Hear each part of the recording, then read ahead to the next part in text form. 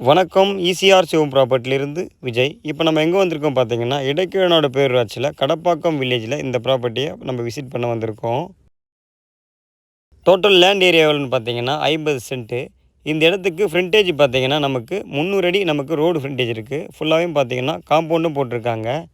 இடத்துக்குள்ளே பார்த்தீங்கன்னா ஃபுல்லாகவே தென்னை மரம், மாமரம், சப்போட்டா, கொய்யா, நெல்லி, மாமரத்துலேயும் பார்த்தீங்கன்னா 3 வகையான மாமரம் வச்சுருக்காங்க.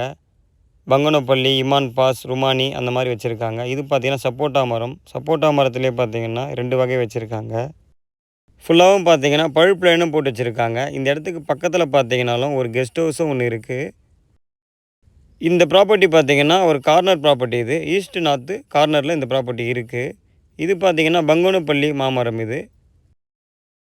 இடைக்கேநாடு பேரூராட்சியில் பார்த்தீங்கன்னா ஃபார்மோட இடம் பார்க்குறவங்களுக்கு இந்த இடம் ஒரு பெஸ்ட்டான ஒரு இடமா இருக்கும். இதில் பார்த்தீங்கன்னா ஒரு சின்ன ஒரு ஷெட்டும் ஒன்று இருக்குது.